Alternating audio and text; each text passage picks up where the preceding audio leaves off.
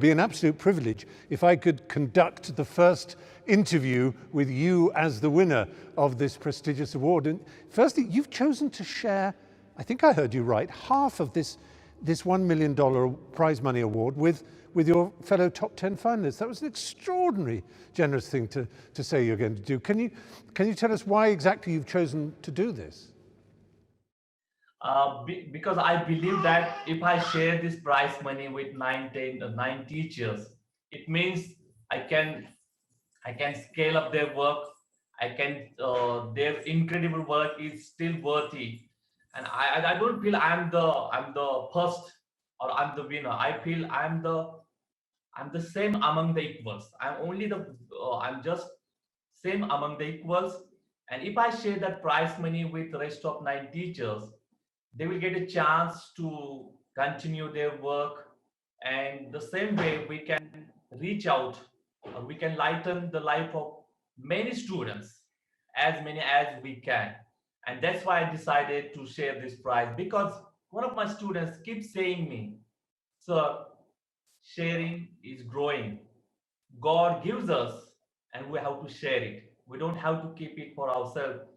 And that's why I decided to share the 50% of prize money with my fellow teachers. That's a wonderful thing. And I can hear the voice of my old Latin teacher from a very different age of teaching saying to me that you've announced that you are primus inter pares, first amongst equals. That's a very beautiful thing to say. And just to tell people a little more about your story, you first arrived at the Zilla Parishad Primary School in 2009, I think, and it was then a dilapidated building sandwiched between a cattle shed and a storeroom. And most of the girls at the school were from tribal communities where school attendance could sometimes be as low as 2%, and teenage marriage was very common. Can you talk us through how you turned this around? Yeah, you're right.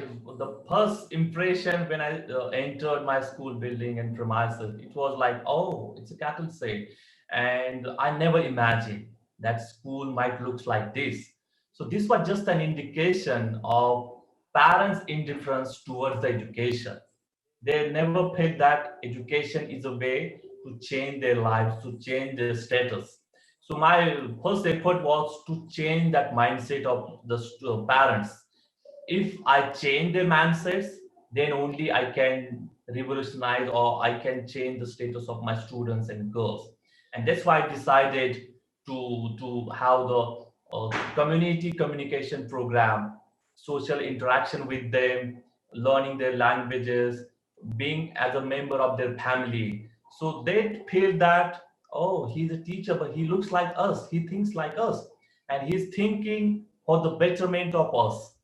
And that's why when they realize and they felt confident, this is a teacher who gonna change the life of our children. So then they started to send the children to my schools, and suddenly, gradually, you can say that the enrollment gradually increases. And later on, I decided to introduce the fun in education, fun induced education. It's like edutainment. Students are learning with engaging, exciting manner, and they were just playing the games. They never realize they are learning something. It was like just coming to school, watching the movies, singing a songs, and then going back. So it was like just come for a enjoying place and then go back.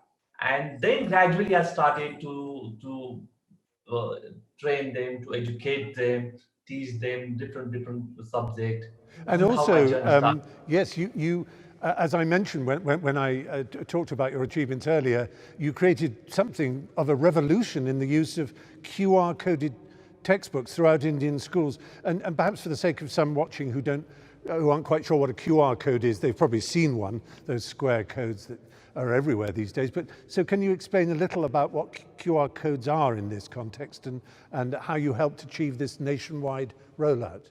Actually, what I was trying, I was my school. We were haven't any electricity. The computers were not there. So my father helped me to buy a laptop, and I was just taking it to my schools. But at that time, what I understand, the student span or the attraction center was computer or the digital media, and they like to learn through the digital media. So my efforts were that I created PowerPoint presentation, videos, animated videos, audio poems like that. But we were transferring, sharing the data through the mobile phones. Like they were just giving me the mobiles. I was just transferring the data from my mobile to their mobiles. But at that time, I realized that there were some files get corrupted. Data was not sufficient to share with them.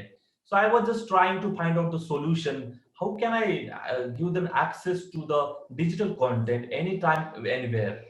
And one day when I was going through, I went to the shop and I saw that shopkeeper has scanned a barcode, and the price of that the product suddenly appears on his screen. And that movement clicked in my mind. There is something in that code that he accessed and he himself knows. And then I started, if I can use or embed those QR codes with my idea in the education, I tried it.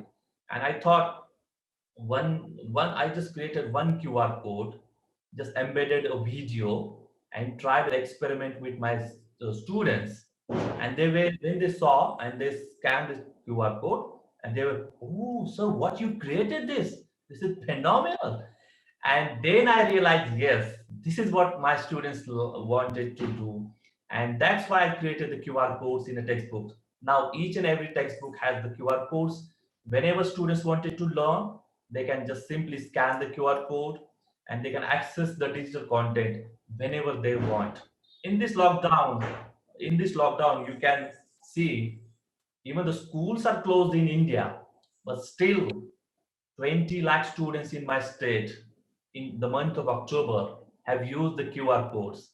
So I think that the idea, it was a micro level innovation, but it has really changed the learning style of the students in our country. That's magnificent. And finally, Ranjit, I wonder what you think you might do with the incredible platform, the fame, the celebration of your name and your achievements across your homeland, and indeed the 500,000 now. What you will use it for? Have you any plans in your head? What's next? Yes. I have planned. As I told you, the 50% will be equally shared with my fellow teachers, and I will be sharing that 50%. So out of that, some part of the money will be spent for the Teachers Innovation Fund. Like my innovation was scaled across the state and across the country. There might be some teachers whose innovation, like me, could be scaled up, and that might change the teaching or the educational status in India. So some part of the 500,000 will be used for the Teachers Innovation Fund. Then currently I'm running the project Let's Cross the Border. This is the project that is promoting the peace across the conflicted country like India, Pakistan, Israel, Palestine, Iraq, Iran. So I just wanted to form the peace army of 50,000 students by 2030, when we will be achieving the SDG goals.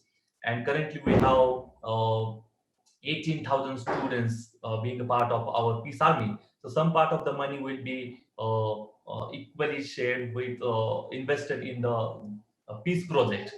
And the latter part of the money, as I told you, will be used for the teaching activities. I already shared the plan with the jury as well. That's wonderful. Well, congratulations again, and how lucky I think we all know your students are to have you as a teacher. I'll let you go now, because I know that all generations of your family are very proud and want to help you celebrate and enjoy this very special moment.